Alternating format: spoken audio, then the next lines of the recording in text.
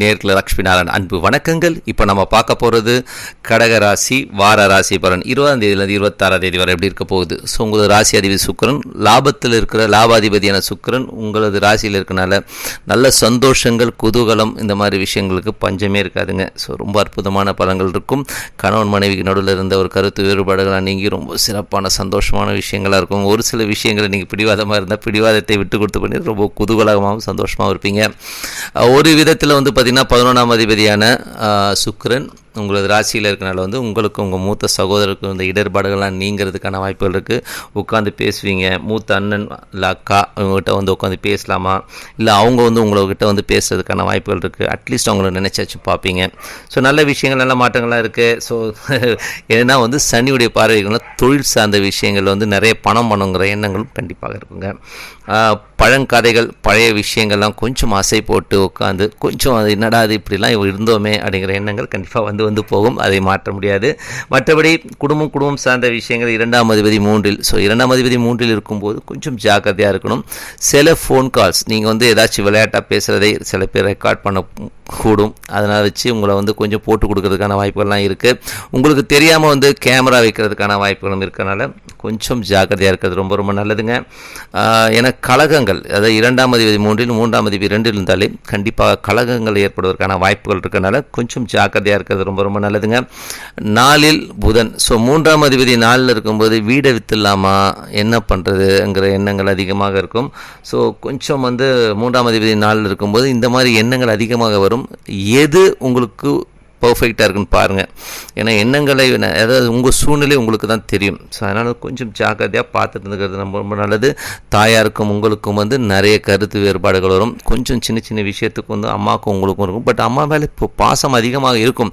அம்மா விட்டு கொடுக்க மாட்டீங்க. ஏன்னா வந்து அவர் ராசியிலே இருக்கிறனால வந்து அம்மா மேலே பாசம் இருந்தாலும் சின்ன சின்ன இடையூறுகள், சின்ன சின்ன வாக்குவாதங்களை வந்து தவிர்க்க முடியாதுங்க. மற்றபடி குழந்தைகள் விஷயங்கள், ஸோ குழந்தைகள் விஷயங்கள்லாம் பார்த்தீங்கன்னா கொஞ்சம் ஜாக்கிரதையாக இருக்கணும்.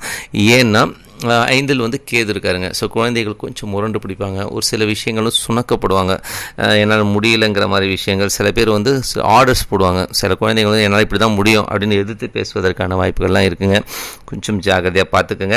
ஏன்னா வந்து 12 3ஆம் அதிபதி வந்து சாரத்தில் போகிறனால குழந்தைகளுடைய விஷயங்கள் வந்து கொஞ்சம் ஜாக்கிரதையாக பார்த்துக்கிறது ரொம்ப ரொம்ப நல்லதுங்க. ஏன்னா வந்து குழந்தைங்க வந்து ஜாலியாக சுற்றணும், அங்கே போகலாமா இங்கே போகலாமாங்கிற எண்ணங்கள் தான் இருக்குமே ஒழிய படிக்குள்ளரையோ நீங்கள் நினைச்சதை சாதிக்கணுங்கிற விஷயத்துலேயே வந்து கொஞ்சம் இடர்பாடுகள் இருக்கும்.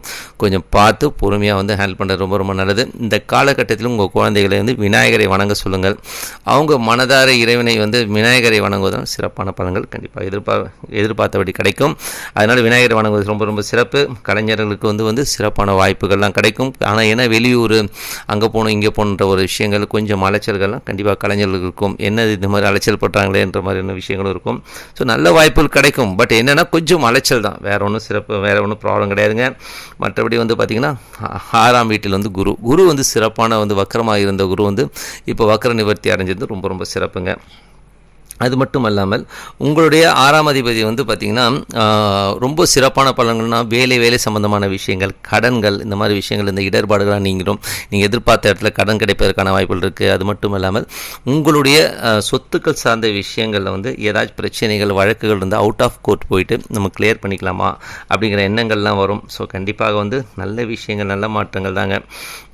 மற்றபடி வந்து தந்தை சார்ந்த விஷயங்களில் இருந்த அந்த ஒரு கருத்து வேறுபாடு நீங்குவதற்கான வாய்ப்புலாம் ரொம்ப சிறப்பாக இருக்குது. அப்பாவுக்கும் உங்களுக்கும் நிறைய கருத்து வேறுபாடு, பணப்பிரச்சனைகள், நிலம் தகராறு, இந்த மாதிரி விஷயங்கள்லாம் வந்து சுமூகமாக முடிவதற்கான வாய்ப்புகள்லாம் இருக்கனால இந்த காலகட்டத்தில் வந்து கரெக்டாக உட்காந்து பேசினா சிறப்பாக முடிஞ்சிருங்க. மற்றபடி வந்து வேலை விஷயத்தில் வந்து கவனமாக இருங்க. 5இல் கேது இருக்கிறார். ஸோ 5இல் உள்ள கேது என்ன பண்ணுவார்னா கொஞ்சம் நெருக்கடிகள் கொடுப்பார் வேலையில் இருக்கவங்களுக்கு. ஸோ அதனால் வந்து கொஞ்சம் வந்து ஆர்டர்ஸ் எல்லாம் கொஞ்சம் ஜாஸ்தி பண்ணுவாங்க. இத்தனை மணிக்கு வரணும், இத்தனை மணிக்கு போகணும், இந்த மாதிரி விஷயங்கள்லாம் சொல்லும்போது கொஞ்சம் கடுப்பாவீங்க. ஸோ அதெல்லாம் கொஞ்சம் ஜாகிரதையாக பார்த்துக்கிறது நல்லது.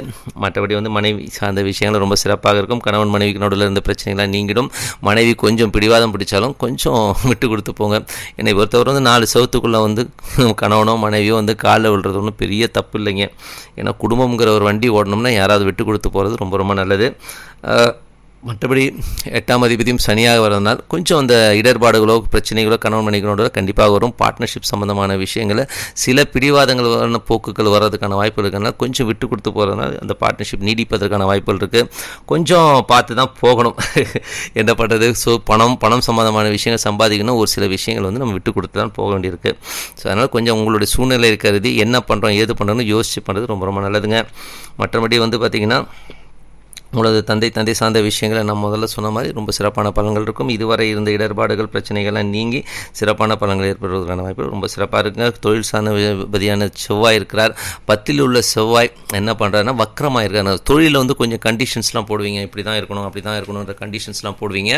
அதனால் அந்த கண்டிஷன்ஸ்லாம் தூக்கி போட்டுட்டு ஸோ ஏன்னா குருவுடைய பார்வை இருக்குது, அதனால் வந்து பெரிய ஆசை இருக்கும். தொழிலில் பெருசாக சம்பாதிக்கணும், நிறைய கோடியாக சம்பாதிக்கணும் ஆசைகள்லாம் வரும். ஸோ நியாயமான ஆசை கரெக்டான வகுத்து போனீங்கன்னா நியாயமான விஷயமா இருந்தால் கண்டிப்பாக நிறைவேறி சிறப்பான பலன் கிடைப்பதற்கான வாய்ப்புகள் ரொம்ப சிறப்பாக இருக்குங்க. மற்றபடி வந்து பார்த்திங்கன்னா உங்களுக்கு லாபத்தில் வந்து ராகு இருக்கனால வந்து சினிமா சம்பந்தமான விஷயங்களில் இருந்தவங்க வெளிநாட்டில் இருந்தவங்களுக்குலாம் வந்து பார்த்திங்கன்னா இப்போ வந்து கொஞ்சம் ஓரளவுக்கு நல்ல ஒரு விஷயங்கள் நடப்பதற்கான வாய்ப்புகள்லாம் இருக்குது.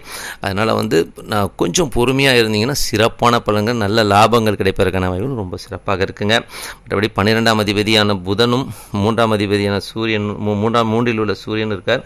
ஸோ 3ஆம் அதிபதியோட சாரத்தில் வந்து கேது போகிறனால கொஞ்சம் ஜாக்கிரதையாக இருக்கும். கொஞ்சம் வெளியில் போகும்போது லோக்கல் ட்ராவலிங் சின்ன அந்த சிறு பிரயாணங்கள்லாம் பண்ணும்போது கொஞ்சம் சேஃப்டி மெஷர்ஸ் எடுத்துக்கோங்க. வண்டியில் போகும்போது கொஞ்சம் ஹெல்மெட்ஸ்லாம் போட்டுக்கிறது ரொம்ப ரொம்ப நல்லதுங்க. மற்றபடி இந்த வாரம் வந்து என்ன விசேஷம்னா 22ஆம் தேதி அன்றைக்கி ஷஷ்டி அன்னைக்கு முருகரை வழிபாடு பண்ணி விரதம் இருந்தீங்கன்னா குழந்தை இல்லாதவர்களுக்கு குழந்தை பிறப்பதற்கான வாய்ப்புகள் ரொம்ப சிறப்பாக இருக்குங்க. 24ஆம் தேதி அன்றைக்கி அஷ்டமி அன்னைக்கு காலபைரவர் வழிபாடு ராகு காலத்தில் ரொம்ப ரொம்ப சிறப்புங்க. அன்னைக்கு காலபைரவர் வணங்கினால் எதிரிகளை தகத்தெறிபவர் காலபைரவர், சிறப்பான பலன்கள் கிடைக்கும் சொல்லிட்டு உங்களிடமிருந்து விடைபெறுவது உங்கள் லக்ஷ்மி நாராயணன். ஸ்ரீ குபேரன் டிவியை பார்த்தமைக்கு நன்றிகள். மேலும் இது போன்ற தகவல்களை தெரிந்து கொள்ள ஸ்ரீ குபேரன் டிவியை சப்ஸ்கிரைப் செய்யுங்கள். மறக்காமல் பெல் ஐக்கானை கிளிக் செய்யுங்கள்.